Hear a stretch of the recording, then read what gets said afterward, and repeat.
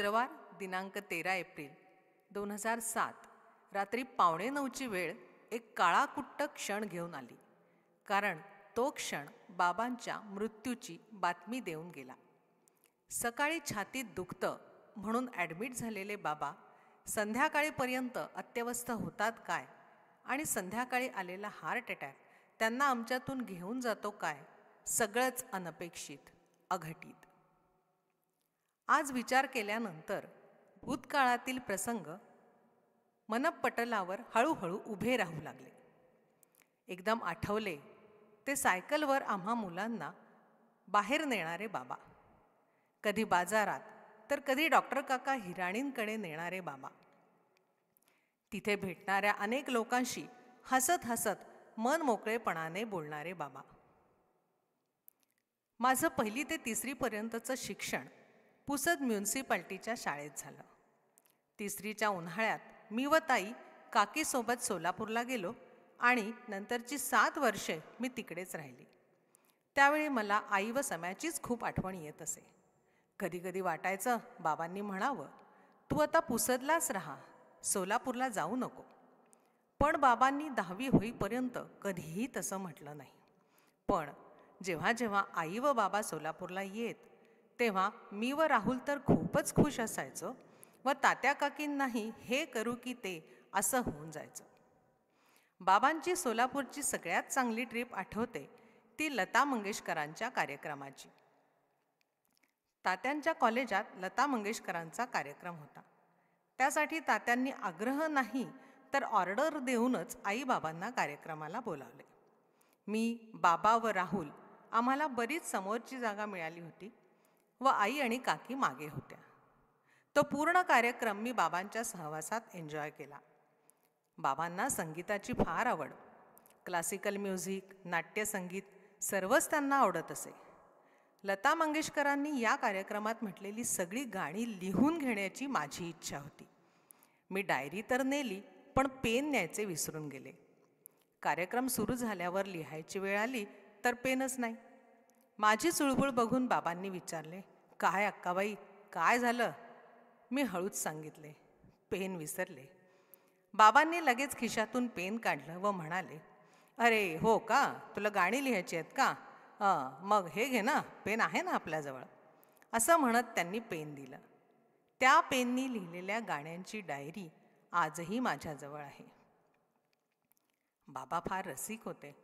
कोणताही पिक्चर बघून आलो की आम्ही बाबांशी त्यातली गाणी, स्टोरी, कलाकार याविषयी चर्चा करायचो. प्रत्येक पुस्तकावरही बाबांशी चर्चा होई. त्यांना रोज रात्री झोपण्यापूर्वी थोडं तरी वाचायचंच अशी सवय होती. त्यांनीच आमच्यात वाचनाची आवड निर्माण केली. नुसतंच वाचायचं नाही तर त्याचं स्वतःशी तरी रसग्रहण करायचंच, हेही त्यांच्याचकडून शिकलो. उन्हाळ्याच्या सुट्टीत एकदा पुसदहून आम्ही सर्वजण माहूरला गेलो होतो. तेथून वापस आल्यावर बाबांनी आम्हा 5ही जणांना माहूरची सहल हा निबंध लिहायला सांगितला. आमचे सगळ्यांचे निबंध बाबांनी मनपूर्वक वाचले व माझ्या निबंधाचं जरा जास्तीच कौतुक झालं. अजूनही जुन्या घरात पाटावर बसून जेवता जेवता त्यांनी केलेले निबंध वाचन, सगळ्यांच्या निबंधावर दिलेली मतं, हे चित्र जसंच्या तसं डोळ्यासमोर येतं. कोणतीही गोष्ट करताना त्यांचा उत्साह, पहाडी हसणं, मोठ्याने बोलणं, सगळ्यांची मतं घेणं या गोष्टी आम्ही कधीही विसरू शकणार नाही. त्यांची सगळ्यात मोठी गोष्ट म्हणजे कुणालाही न दुखवता, त्यांच्यावर न चिडता, त्यांचं मन जाणून घेऊन त्यांच्या मनाप्रमाणे त्याला वागू देण्याची, आपल्या परीने समोरच्या व्यक्तीची इच्छा पूर्ण करण्याची पराकाष्ठा. समोरच्या व्यक्तीने आपला प्रॉब्लेम सांगताच तो प्रॉब्लेम ते स्वतःचाच समजत व चिकाटीने आणि चांगल्या मार्गाने तो सोडवण्याचा प्रयत्न करीत.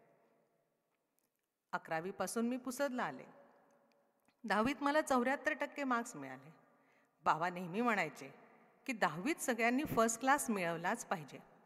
10वीत फर्स्ट क्लास मिळाला तरच पुढच्या शिक्षणात टिकाल. ताईने फर्स्ट क्लास मिळवला तेव्हा ते खूप खुश झाले. तिच्यानंतर मीही फर्स्ट क्लास मिळवला आणि ताईपेक्षा जास्त मार्क्स मला मिळाले तेव्हा ते म्हणाले, अक्काबाई, तुम्ही तर ताईपेक्षाही जास्त मार्क्स मिळवले. हा सोलापूरला शिकण्याचा फायदा आहे बरं का. शिक्षणाविषयी बाबांना खूपच आस्था. त्या काळातही ताईला होम सायन्सची आवड होती, म्हणून त्यांनी पुसदहून तिला नागपूरला पाठवले व हॉस्टेलमध्ये ठेवून तिच्या आवडीचे शिक्षण तिला त्यांनी दिले. मलाही MA करण्यासाठी अमरावतीला पाठविले. शिक्षणाचा पूर्ण आनंद आम्हाला घेऊ दिला. पुसदमध्ये ते शिक्षण नाही म्हणून आम्हाला त्यापासून वंचित ठेवले नाही. शिक्षण आणि स्वतःच्या पायावर उभे राहण्याची शारीरिक व मानसिक तयारी त्यांनीच करून दिली. शिक्षण व 1 वर्ष महिला कॉलेजात नोकरी झाल्यावर आयुष्याचा महत्त्वाचा टप्पा आला, तो म्हणजे विवाह. बाबा अधिक जवळचे वाटले व त्यांची महती कळली ती याच टप्प्यात. माझ्यासाठी मुले पाहायला सुरुवात झाली. एक दिवस मी बाबांना म्हटलं, बाबा, मला लग्नच करावंसं वाटत नाही. त्यापेक्षा नुसती नोकरी करून समाजकार्य करावं, काहीतरी वेगळं करावं असं वाटतं. त्यावर बाबा म्हणाले, तुला ते नको करू असं कोण म्हणतं? लग्न करूनही हे सगळं माणसाला करता येतं. संसार सांभाळून हे सगळं करण्यात जास्त मजा आहे अक्काबाई. त्यांनी डायनिंग टेबलपाशी म्हटलेलं हे वाक्य आजही माझ्या कानात घुमतं. माझ्या जीवनात त्या वाक्याला मूलमंत्राचं स्थान आहे. त्यांचं हे वाक्य मला आजही शक्ती देतं. बाबा नागपूरला आले की माझे सासू सासरे त्यांना आग्रहाने जेवायला बोलवायचे. सासूबाईंच्या हातचा स्वयंपाक त्यांना आवडायचा. प्रत्येक पदार्थाचं ते कौतुक करीत. अन्नपदार्थांचं तोंडभर कौतुक करणे व स्वयंपाक करणारीला तिच्या स्वयंपाकाची स्तुती करून प्रोत्साहन देणे हा बाबांचा फार मोठा गुण.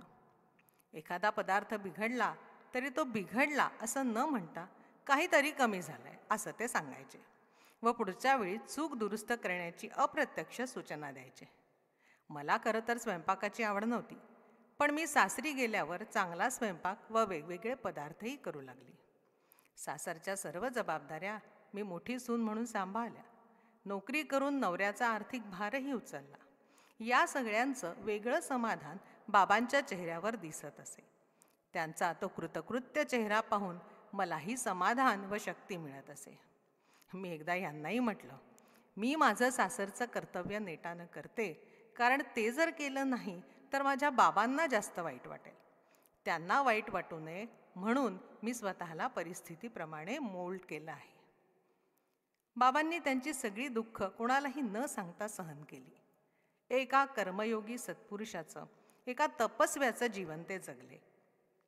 आम्हाला काटकसरीत, कष्टात, संयमाने जीवन जगणं बाबांनी शिकवलं.